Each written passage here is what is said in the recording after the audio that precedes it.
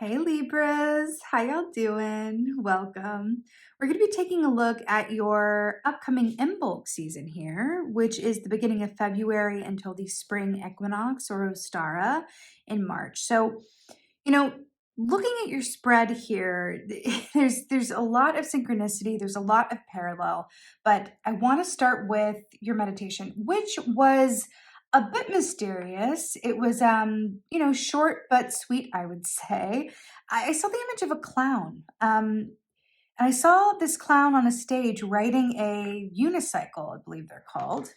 And I saw this bear wearing this funny little hat, and it felt like I was like seeing aspects of a carnival or a circus.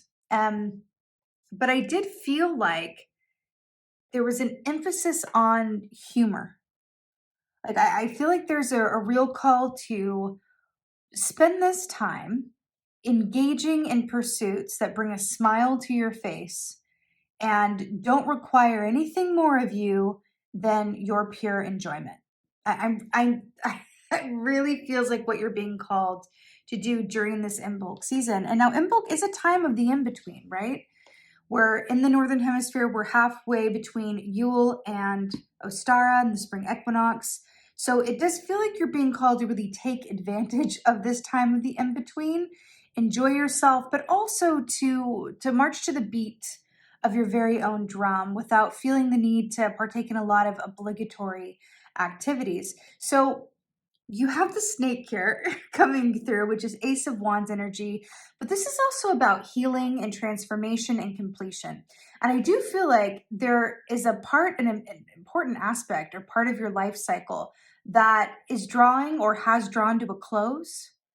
And now there's this emphasis on, okay, allow yourself to enjoy life a little bit and pat yourself on the back for all that you've accomplished so far. Because I feel like it's a time to really race forward. It feels like things are going to pick up again soon. But right now, the best thing that you can do is just really enjoy the time before, things pick up and things are really rolling.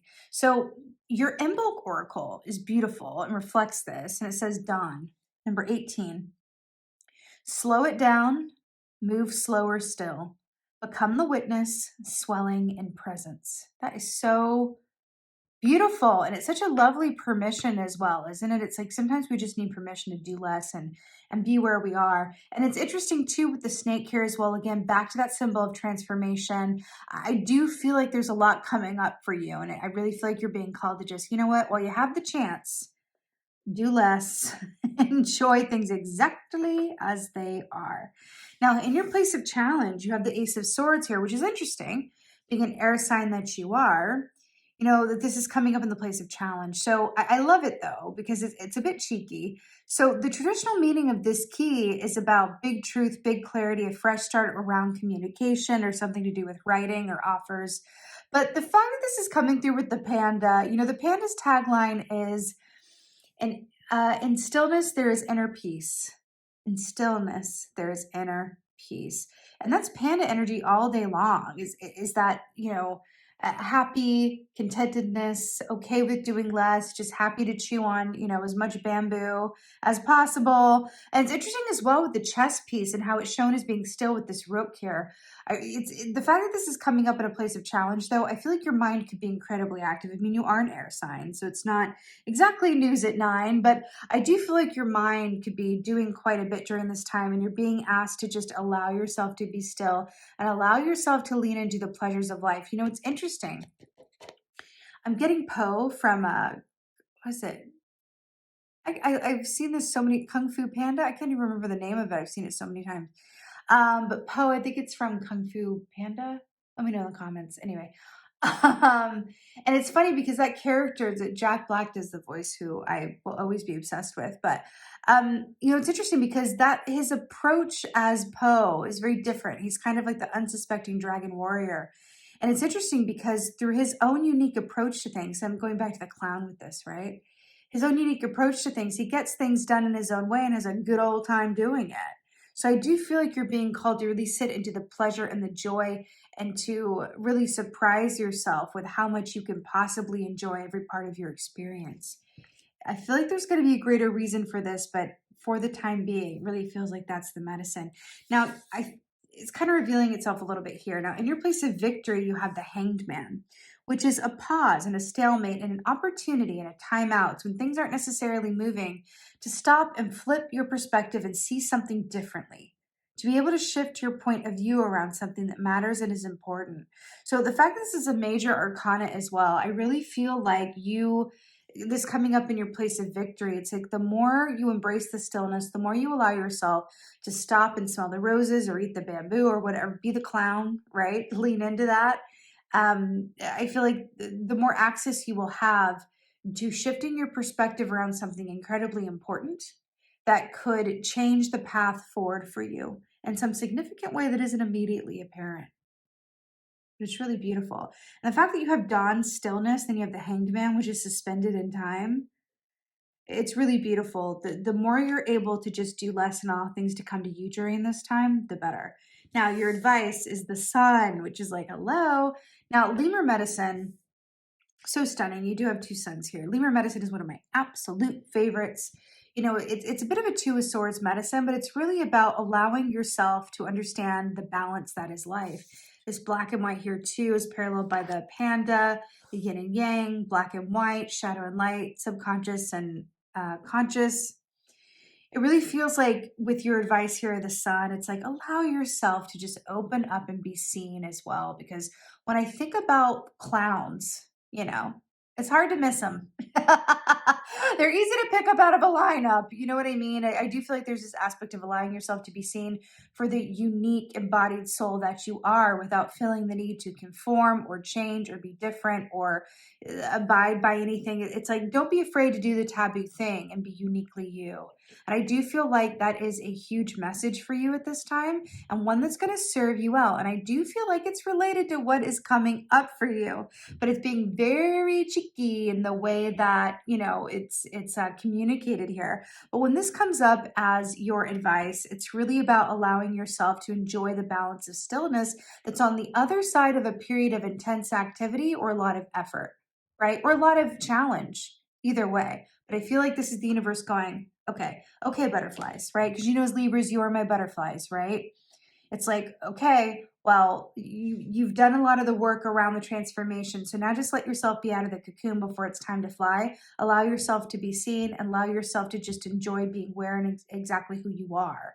It could be, I have a sneaking suspicion. We'll see what happens with the next round of these, but I have a sneaking suspicion that part of this is because I feel like in your butterfly and your flight formation, you're going to be attracting some people, places, and things that are going to require some changes, some positive changes within and around you. But you're going to be very glad you took the time to just do less during this in-between time between Yule and the spring equinox, okay? So your outcome here is amazing. You have the 8 of fungi and the king of fungi, which is the 8 of pentacles and the king of pentacles. I love this so much.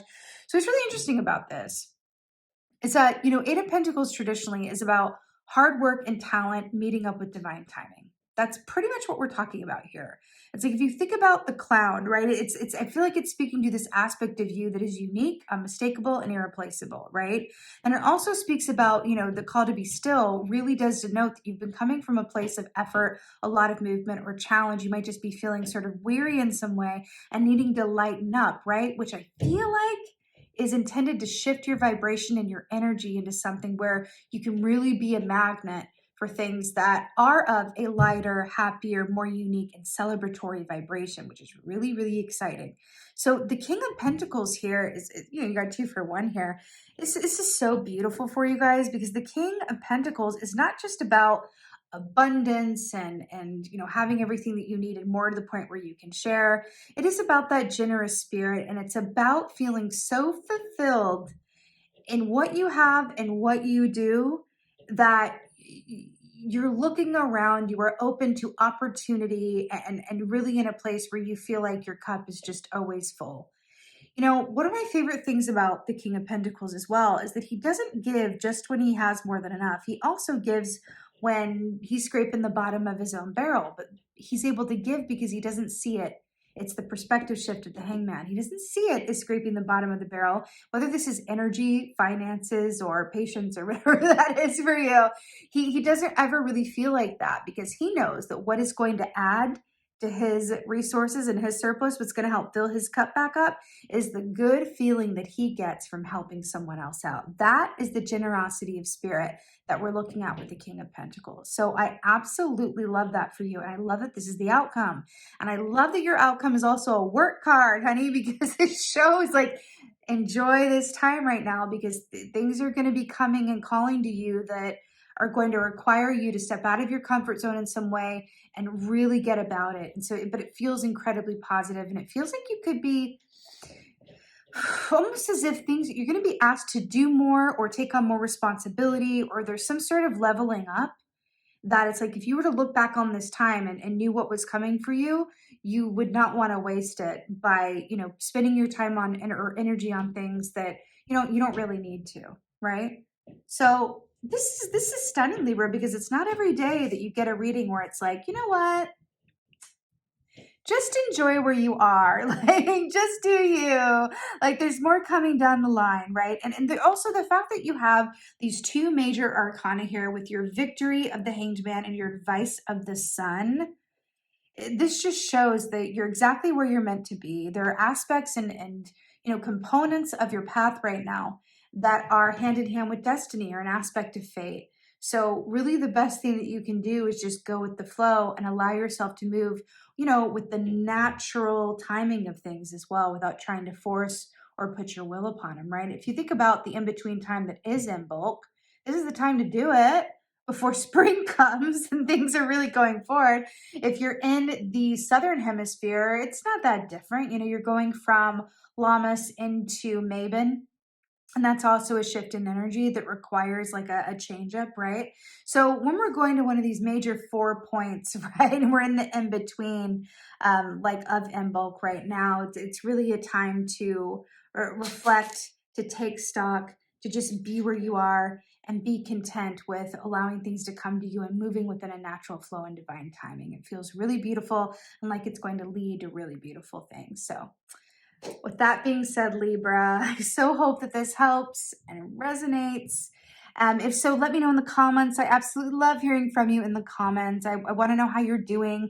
How are you feeling about going into this 8th year? Do you have any affirmations? I love to hear from you guys. I love my butterflies. I love my fellow air signs, my Libra spirits. You guys are just beautiful, beautiful souls. And with that being said, I also have released the 2024 year ahead vids. So if you haven't checked those out yet, go ahead and give those a gander. Let me know what you think. And last but not least, just thank you so much for being here. I'm going to be back with you really, really soon with the spring equinox videos, and then also a new series I'm launching and some other topical videos as well, and more readings. Yes. So with that being said, most of all, and as always, just thank you. Thank you for being you, and be well. Until next time.